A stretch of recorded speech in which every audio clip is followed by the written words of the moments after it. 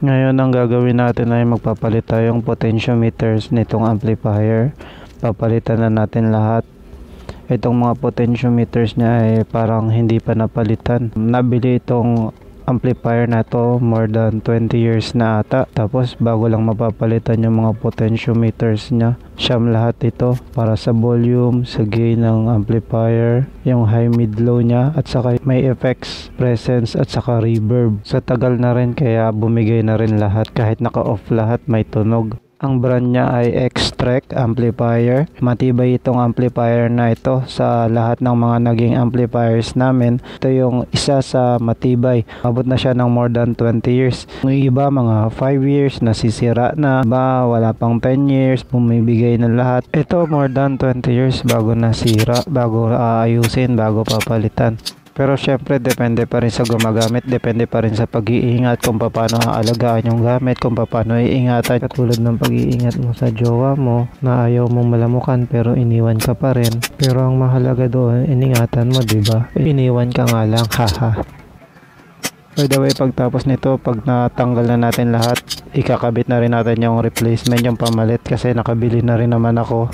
Hindi na natin patatagalin kasi pinas forward ko na rin naman yung video kasi sobrang haba nito, more than 10 seconds, 10 minutes pala, more than. Siya nga pala, itong amplifier na to ay gamit namin sa simbahan. Ginagamit namin sa electric guitar at paminsan sa keyboard. All goods naman ang tunog, maganda. Hindi katulad ng kapitbahay mo na pangit. Ibig kong sabihin pangit yung gamit na amplifier. Ayan, malapit na nating matanggal lahat. Malapit ng palitan ng bagong mga potentiometers. Madami na tayong nasabi kung ano-ano nang nabanggit natin sa video na ito. Pati kapitbahay mo nadamay na. So ayan, tanggalin na natin lahat ng potentiometers. Ayan, tinatanggal ko na isa-isa. At syempre, pag naikabit na natin yung mga bagong bili nating potentiometers, happy na naman yung ating mga kaibigan na gagamit. At ayan na nga, kinakabit ko na isa-isa. Dahan-dahan lang kasi baka masira at baka matanggal. Baka mapalitan natin ng wala sa oras. Dagdag gastos na naman tayo pag nasira, diba?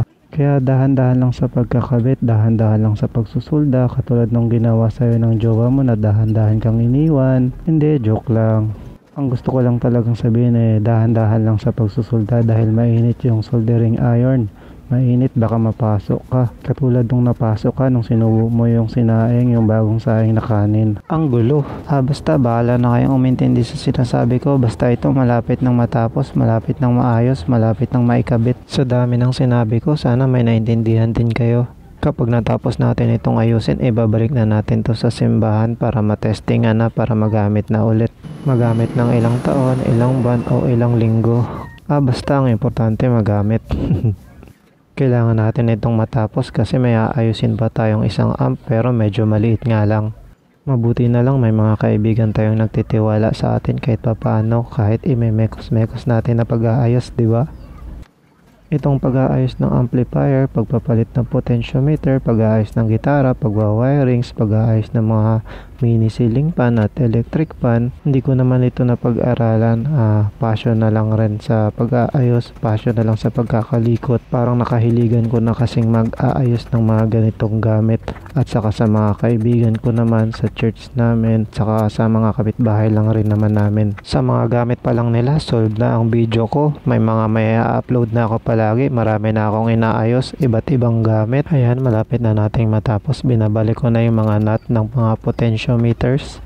Siya nga pala yung 2 wires na yun, yung blue at saka yung gray. Yan yung connection para sa push button, para sa ating overdrive ng amplifier. Kaya nga lang wala tayong nahanap na katulad ng push button dito sa mga electronic shop sa amin. Kaya ang ginawaan ko na lang muna ng wires. Nilagyan ko na lang ng abang para sa toggle switch kasi itatoggle switch ko na lang yan. Pareho lang naman ang connection ng toggle switch at push button. Maraming salamat sa panonood ng video na ito sa pag-aayos ng X-Trek amplifier, pagpapalit ng potentiometer. Kung hindi ka pa nakasubscribe sa channel ko, pasubscribe, palike na rin ang like button kung nagustuhan mo yung video, and papalo na rin sa ating Facebook page.